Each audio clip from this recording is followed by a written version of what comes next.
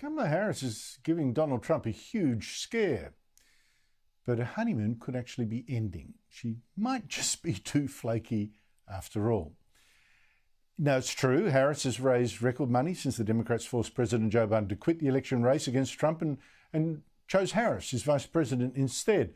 The media's got so excited, they're pumping her tyres, yet Trump still leads in polls in most of the swing states that will decide this election in November. And one problem for Harris, I think, is that she spent a lot of her first week as the Democrat candidate still pitching to the party's left, not to middle America voters who are crucial, the swing states again. For instance, she even pitched for the backing of drag queens by dropping in on the RuPaul show and urging them to vote. Can I get an amen? Amen! And that, honestly, nails on a blackboard sometimes, some of her stunts. Now, it seems that Kamala Harris might just realise now that kind of pitching to, minority groups, like identity groups, instead of the broad, it's not going to get us far. So she's now trying to junk past policies that don't fly in, say, coal mining Pennsylvania, like the promise that she once made banning fracking for gas.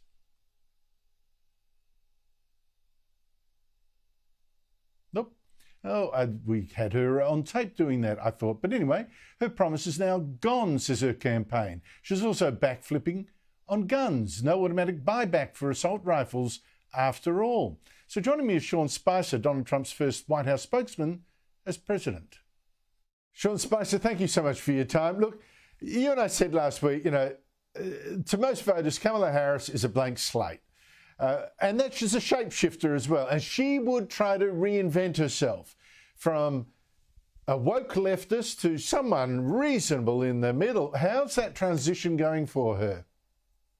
Well, first of all, I just got to give you credit. I've used shapeshifter over and over again on my podcast. I did give you credit initially, Andrew, and said that you said this, and I thought that was the best analogy that I heard. So if you hear it coming back at you, just know that I did give you credit initially. I thought it was such an apt analogy there. But how's it going? Listen, when you have a media, as we do in the United States, that is willing to whitewash her record, so she can literally be on tape saying something like, I absolutely support banning fracking, no question about it. On a CNN town hall stage, she said it on Jimmy Fallon, a late night show, over and over again. And then she comes out and says, I'm against fracking, and they all write the headlines. She came out, they fact-checked Donald Trump because he said she gave to something called the Minnesota Freedom Fund, which was a fund after the Black Lives Matter protests that just had tons of destruction and vandalism throughout our cities. They fact-checked Trump and said she never said that. Then the Trump team dug up the tweet in which she said, please donate to the Minnesota Freedom Fund. Over and over again, we're finding these examples on her policies and her words where the U.S. media has literally gone out of their way to support her, to wipe her record clean. And so when she is a blank slate in the sense that the media here will do whatever it takes to make sure that she can be whomever she chooses to be. She can be moderate one day, liberal the next, progressive the day after that, and kind of conservative the day after. Whatever audience she's in front of, they'll let her be that.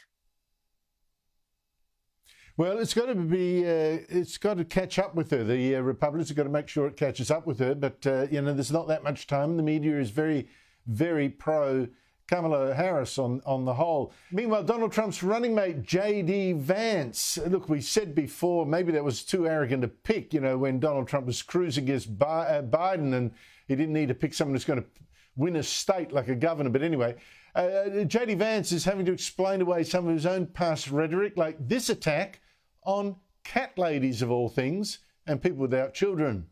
We're effectively run in this country via the Democrats, via our corporate oligarchs, by a bunch of childless cat ladies who are miserable at their own lives and the choices that they've made, and so they want to make the rest of the country miserable too. Kamala Harris, Mayor Pete Buttigieg, who's now the Secretary of Transportation, Cory Booker, AOC, think all these people They're different. They come from different walks of life, different parts of the country. What is the one thing that unites every single one of them?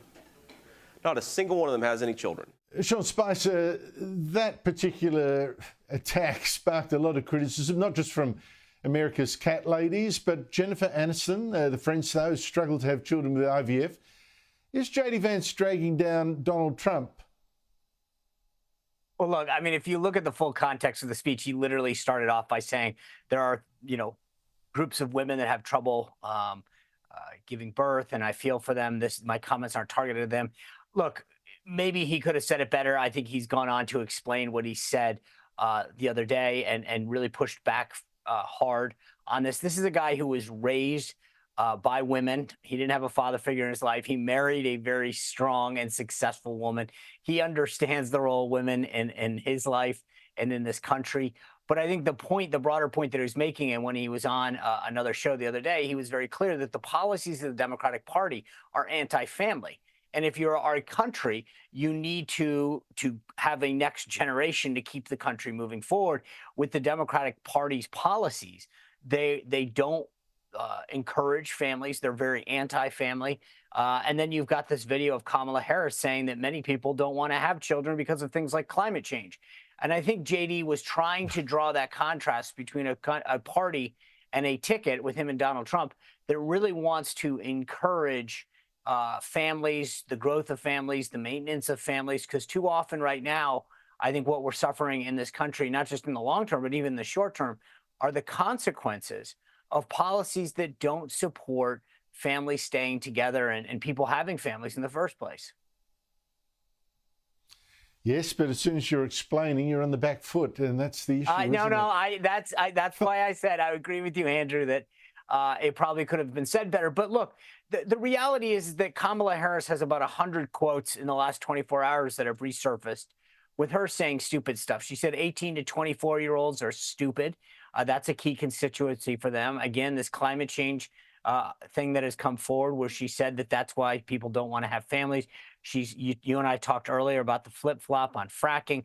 So look, did they unearth a clip of J.D. Vance from several years ago where he was trying to have a conversation about policies that affect families and probably taken out of context doesn't go over well? Sure. But I think we're 98 days now out from the election. This isn't going to be the first of the last. And don't forget, she also wanted Americans to eat less red meat. She's speaking like a true Olympics official. It seems a Paris Olympics official. Sean Spicer, thank you so much indeed for your time. As always, love it. Thanks, Andrew.